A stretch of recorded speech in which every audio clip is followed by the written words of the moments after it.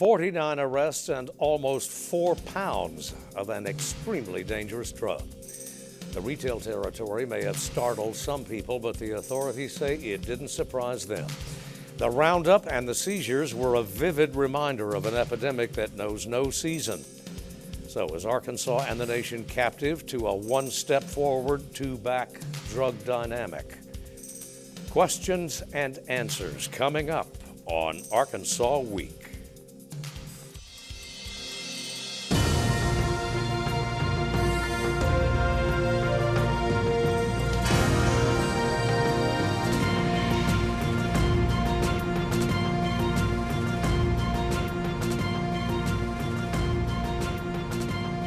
Support for Arkansas Week provided by the Arkansas Democrat-Gazette, the Arkansas Times, and KUAR-FM 89. Hello again, everyone, and thanks very much for joining us. In Arkansas, as elsewhere in the nation, it's a continuing nightmare for law enforcement, for the medical community, for economic development professionals, and for families, and to say the least, those most directly involved, those who consume illicit drugs, the addicted, and the supposed casual user. This past week saw federal, state, and local police announce almost 50 arrests and the seizure of a mind-boggling quantity of drugs, one in particular among the most lethal known. But even law enforcement acknowledges that there's more where that came from. Progress or a holding action? It's our focus in this week's broadcast. Joining us is Cody Highland, the United States Attorney for the Eastern District of Arkansas. Kirk Lane is Arkansas's Drug Director, and Dr. M.J. Mancino is Director of Clinical Treatment, or Substance Abuse Treatment and Research at the University of Arkansas for Medical Sciences. Mr. Highland, let's begin with you. There have been sequential sweeps in the Eastern District in recent years, and for that matter, the Western District as well. So the public may be accustomed to them occurring every 3, 4, 6 months or so. What caught some people that I've spoken with, a bit surprised is where the actual retail transaction between dealer and customer occurred. Sure. Yeah, and in the, quote, better parts of town. Yeah. You know, this is the kind of thing that cuts across socioeconomic class. You know, we're not going to go into the specifics as far as the recent bust, as far as where it was.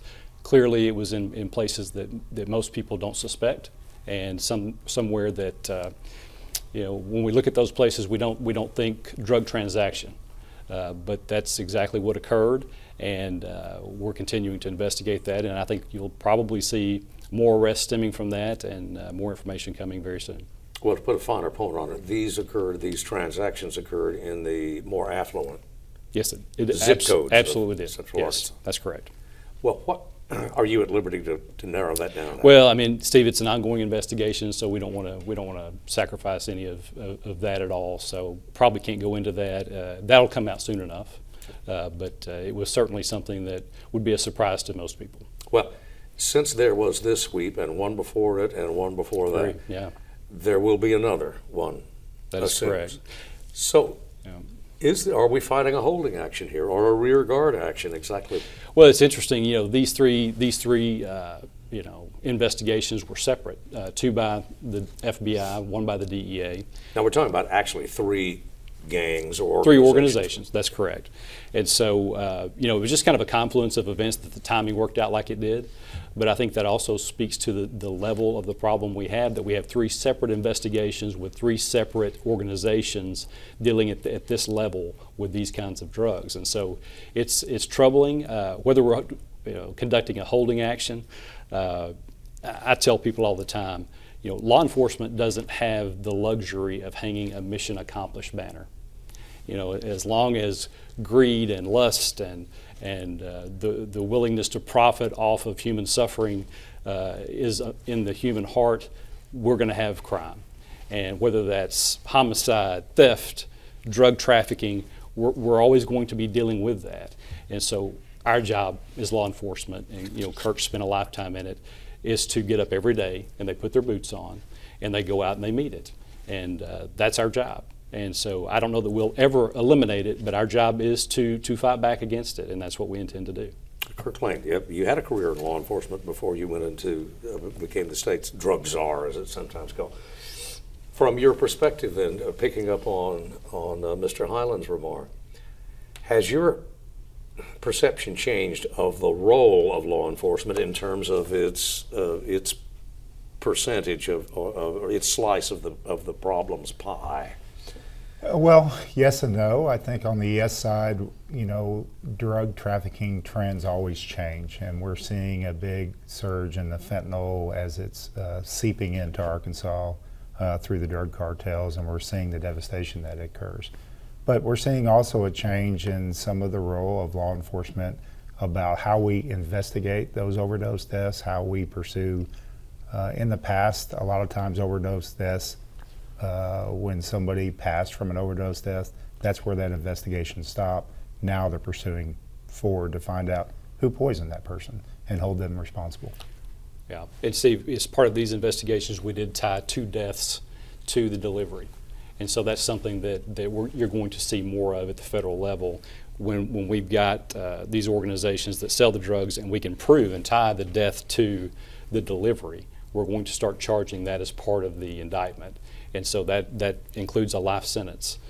So that's very important to us. Put it, Dr. Mancino, as a clinician, we probably ought to mention that a sizable percentage quantity of the drugs that were seized during this latest investigation involved one of the deadliest substances known to pharmacology, which is the fentanyl.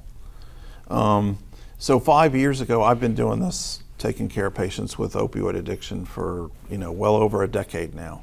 And 5 years ago, I never heard of a patient come to me and say they had gotten a hold of fentanyl. In fact, it was hard for them to get heroin in Little Rock, Arkansas. They'd have to go out of state to get it. And in the last, I would say 8 months or so, almost every patient that comes to see me talks about the fact that they're using fentanyl, and that almost anything they use is cut with fentanyl. Fentanyl is finding its way into marijuana, into cocaine, into heroin. It's being pressed into tablets that are labeled as Xanax tablets, which is a benzodiazepine. So it's becoming extremely available, especially here in central Arkansas. And its potency is like nothing anybody's seen. So its potency is 50 to 100 times the potency of morphine. Heroin is twice the potency of morphine. So that's how much more potent it is than morphine. And it raises, if I may, raises the risk of overdose beyond exponentially, because so little of it is required to achieve the desired effect. Exactly, and the people that are distributing the fentanyl are likely doing what's called cutting it, meaning they're diluting it down with other substances. The problem is you don't know how much they diluted it. Maybe they didn't dilute it very much and it's extremely high concentration of actual fentanyl. And so you never know what the content of what you're taking, what you're buying actually is. And unfortunately, there are people that are buying marijuana that have no idea whatsoever that there's fentanyl in it, and they're opioid naive, meaning an even smaller amount can kill them. This is easily, how easily can this be synthesized? So my understanding is that the majority of this is coming from China. My understanding is it's extremely simple to synthesize, and because it's so potent, you can ship an enormous amount in a relatively small container that could be worth millions of dollars on the street, as opposed to heroin, which is going to take up a much larger volume to have the same amount. So available. A fentanyl tablet the size of an aspirin, or a fentanyl in the size of an aspirin tablet. Yeah, Steve, so I brought a little sweetener package. The DEA and the experts tell me that in a package this size, there are 500 lethal doses of fentanyl. That's how little it takes that's lethal dose, not an effective high dose. That's a lethal dose. And so I think Kurt mentioned it's had an impact on law enforcement. When they're making stops out on the highway, if they just get it rubbed on their skin, they can have an overdose. when crime lab technicians are having to evaluate this and analyze it, they're having to wear Tyvek suits in order to be able to do it effectively and safely. So it's an incredibly toxic, poisonous substance. Enter Narcan. Yeah, so Narcan is an opioid antagonist that allows somebody to breathe during an opioid overdose.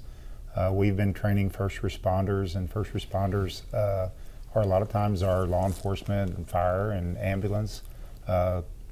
School nurses is somebody that we're providing our naloxone program to, and education on that, how to keep themselves safe, as well as how to administer to other people. And so that's another changing role for law enforcement. Had been very enforcement minded, now they're in a rescue minded, because fentanyl is so important or so potent that death happens quickly. So that first response and the ability to apply Narcan is a life-saving measure for them.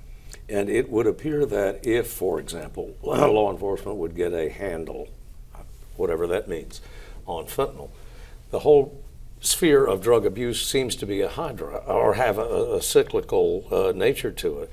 Fentanyl will disappear for a while, or its use will subside, but another substance will take its place in popularity, doctor, on the street. Have you seen this in your practice?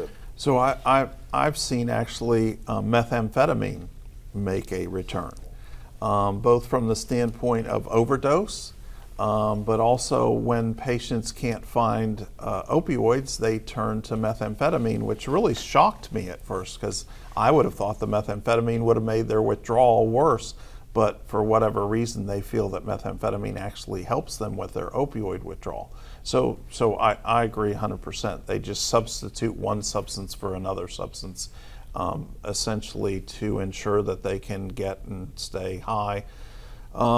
Ultimately, once a person reaches the end of their addiction, they're not trying to get high, they're trying to feel normal, and the only way they can feel normal is to have some substance of abuse in their system. Is the treatment opportunity or resources, are treatment resources anywhere near close to meeting demand or need? I would have to say no. I would have to say they're better than they have been. 5 years ago, I sort of looked at how can we increase the number of physicians that can provide medication to help treat opioid use disorder, and we were woefully inadequate compared to the other states across the country. And we've certainly made progress in that area, but it's still an uphill climb. However, I've been encouraged by the number of physicians, physician assistants, and APRNs, nurse practitioners, who have sort of been affected by this, often with family members, friends, patients that have overdosed, and now everyone seems like they're more willing to entertain the possibility that they're willing to provide treatment down the street rather than have to drive an hour and a half one way to come to a treatment center at UAMS. Covering the story over the years, as a reporter, I can't count the number of times that I have heard a grieving parent or relative say, "I had no idea." And that's the unfortunate thing. I've heard the same stories, and I've heard public comments from people that are in the affluent neighborhoods that have lost children to this scourge, and they're not aware of the treatment resources that are available. And I think it's important to understand that not only do we provide clinical care at UAMS, we can get you in the next day. If you call us on a Monday, we'll get you in on Tuesday. That's unheard of in most medical situations. But we realize that when a person is ready to get help, we need to get them the help that they need. And so I'll just say this, the number to call for UAMS treatment is 501-526-8400, and tell them you're interested in getting help for your opioid addiction, and we'll certainly get you the help that you need. But that's the key, though, isn't it, doctor? You have to be ready.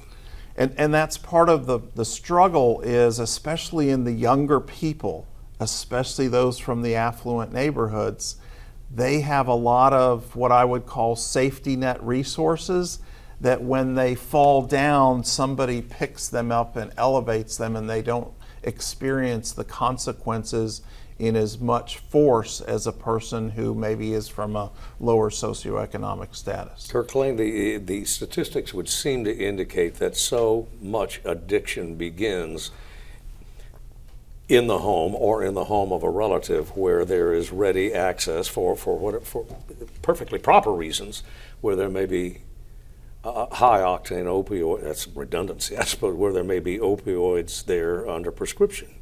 Yeah, unfortunately, you know, we have seen for the last 4 or 5 years that over 60% of the drugs, prescription drugs that are being abused, are coming from our homes. Thus our drug take back program, education program, efforts that we go on to. And we understand now that 3 out of 4 heroin users started by using prescription drugs. And we also understand in Arkansas that we have a high opioid dependent population due to the amount of prescription drugs that are being, in a lot of cases, overprescribed. There is you touched on something. The latest statistics that I could find involved 2016, and this was, to me, staggering. 236 million opioid doses in one state, ours, Arkansas, in 1 year. What responsibility, is this a fault, a failure in the clinical community, Doctor? So I think it certainly is one of the factors.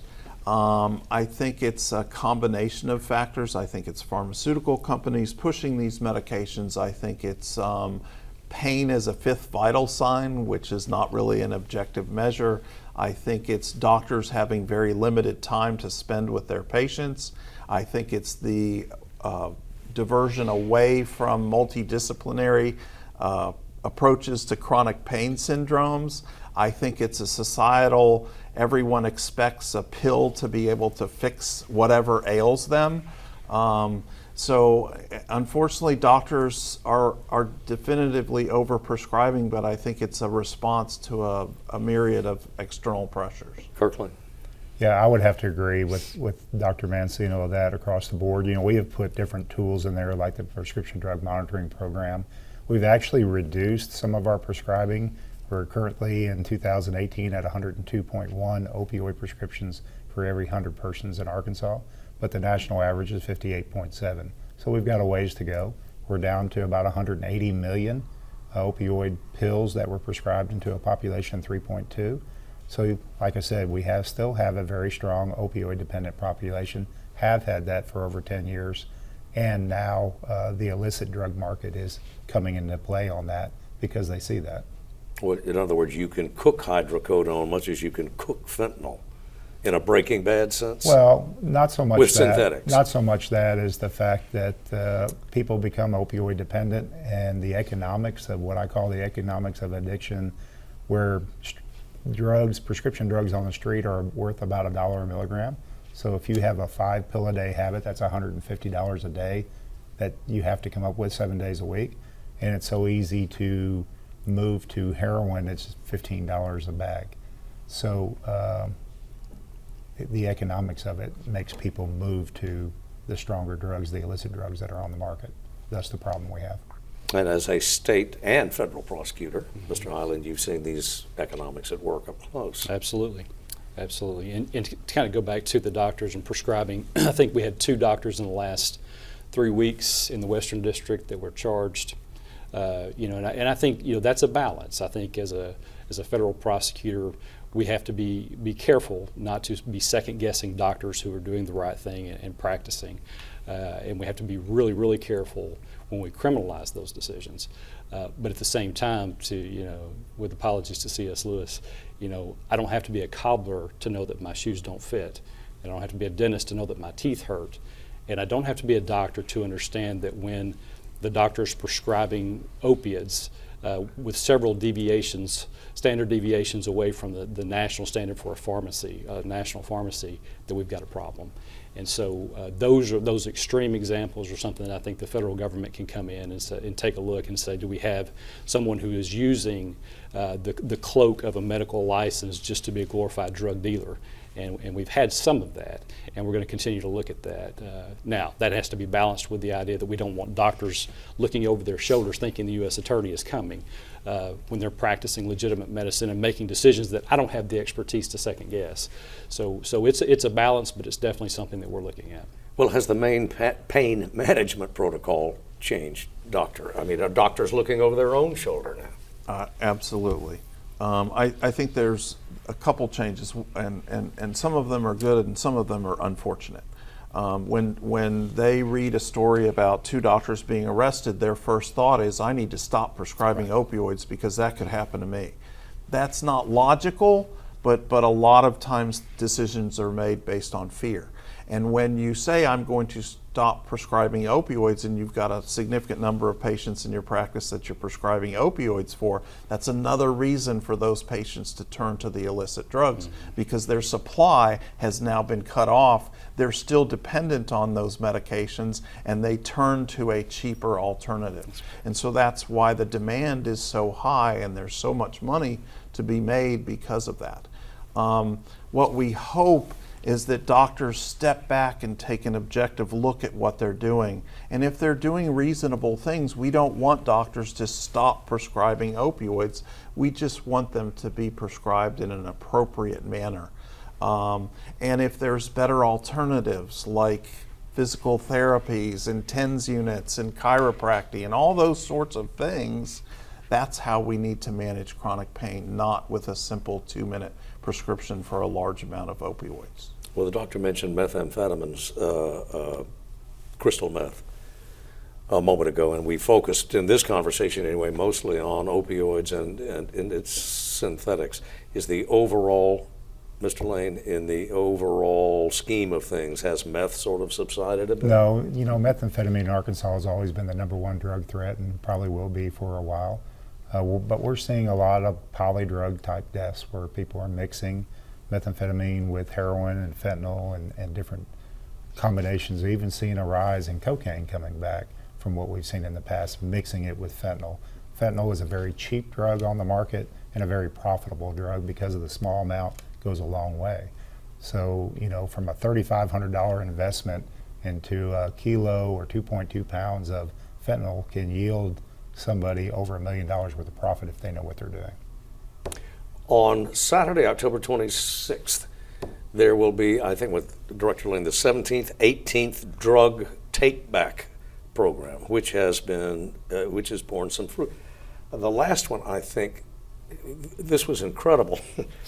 You took back from the public almost 15 tons of pharmaceuticals of one form or another. Some of it obviously not scheduled, or unused penicillin, or maybe even aspirin that people donated or threw. Some of it was pretty powerful stuff too. So we were about 1,000 pounds shy of 15 tons, and that's our goal, is to get 30,000 pounds this time, from 6 months from when we got it last time. And so we have over 130 sites set for tomorrow, and we have over 220 24-hour take-back boxes all through the state. Every county in the state has at least one take-back box. So it's a tremendous program, but the true thing of it is encouraging communities to monitor, secure, and dispose of their medications safely. That's why we developed the program, was a educational program. The amount we collect really is indicative of how good we're getting the message out there. Well, given that so much abuse begins in the home, I mean, with someone stealing a legally prescribed and necessary opioid, how much of the tonnage that is turned back in are scheduled drugs? We've done some hydrocodone, oxycodone. Yeah, we've done some studies over the years and different samplings, and usually 30 to 35% of what we get are the drugs, the hard scheduled drugs of abuse that we need to get off the street. And the rest of them are over-the-counter type meds, vitamins, different things that people want to turn in. Aspirin, Tylenol. Now, right. And so this year, DEA has opened it up to take vaping devices and e-cigarette devices because we've had some response from the public that they wanted to get rid of those. So DEA has opened it up to allow people to dispose of those through the Drug Take Back program. As a clinician, I have to imagine, Doctor, we haven't mentioned vaping or e-cigarettes or anything like that either on this broadcast so far, but I'll let you have the final word on that. I can't believe that you're terribly happy about its rise. So, unfortunately, it was put out there as this is going to help you stop smoking cigarettes. And unfortunately, what's happened is they've used the same playbook that the tobacco companies used years ago, and they're targeting youth. And that's where you're seeing the rise in vaping because of the flavors and all of the things that are very attractive to young people. So it's an unfortunate and scary situation, and clinicians are struggling with how do we treat this, because most of the treatments that we have for adults are not necessarily viable in the adolescent and haven't been researched. So we don't know exactly how to help young people either stop using that or cut back on using them. Gentlemen, we're out of time. Good luck to all of you, and thank you for coming on the program. Yeah, Thank you. Thank you for watching, as always, and we'll see you next week.